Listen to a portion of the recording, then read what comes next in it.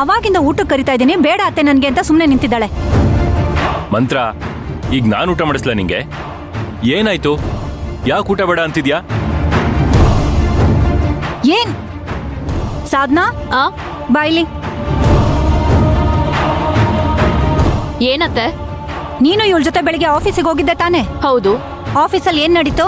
ಆಫೀಸ್ಗೆ ಹೋಗಿ ಬಂದಾಗಿಂದ ಯಾವಾಗ್ಲೂ ಇವಳು ಹೀಗೆ ಇರ್ತಾಳೆ. ಏನ್ ನಡಿಯತ್ತಲ್ಲಿ? ಏನಾಯ್ತು? ಯಾಕೆ ಮಂತ್ರ ನಿಮ್ ಹತ್ರ ಏನು ಹೇಳಲೇ ಇಲ್ವಾ ಅತ್ತೆ? ಅಯ್ಯೋ ದೇವ್ರೆ, ಅವಳು ಹೇಳಿದ್ರೆ ನಾನ್ ನಿನಗ್ ಯಾಕಮ್ಮ ಕೇಳ್ತಿದ್ದೆ? ನಿಮಗ್ ಹೇಳಲೇ ಇಲ್ವಾ ಅಂತ ನೀನ್ ಅಂತ ಇದ್ರೆ ವಿಷಯ ನಿನಗ್ ಗೊತ್ತು ಅಂತ ನನ್ಗ್ ಅನ್ನಿಸ್ತಾ ಇದೆ. ಅಯ್ಯಯ್ಯೋ, ನನ್ಗೇನ್ ಗೊತ್ತು ಅತ್ತೆ?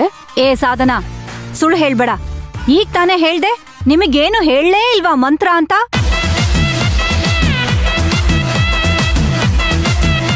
ಇವಳು ಯಾಕೆ ಕಳ್ತಾ ಇದ್ದಾಳೆ ಅಂತ ನಿನಗೆ ಗೊತ್ತಿಲ್ವಾ? ಅಯ್ಯಯ್ಯೋ, ಅವಳು ಯಾಕೆ ಕಳ್ತಿದ್ದಾಳೆ ಅಂತ ಅವಳನ್ನೇ ಕೇಳಿದ್ರೆ ಗೊತ್ತಾಗುತ್ತಪ್ಪ. ನನಗೇನ್ ಗೊತ್ತಾಗತ್ತೆ? ಅಲ್ಲ, ಅಳ್ತಿದ್ದಾಳಲ್ವಾ, ಹೇಳಿಲ್ವಾ ಅಂತ ಕೇಳ್ದೆ ಅಷ್ಟೇ. ಅದ್ಗೆ ಹೇಳ್ದೆ ಇರೋದಕ್ಕೆ ತಾನೇ ನಿಮ್ಮನ್ನ ಕೇಳ್ತಿರೋದು.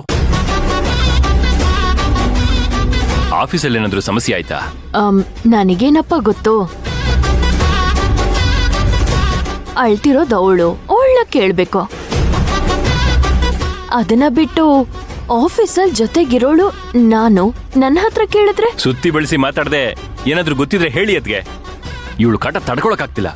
ನನಗೇನು ಗೊತ್ತಿಲ್ಲಪ್ಪ ಸುಶಾಂತ.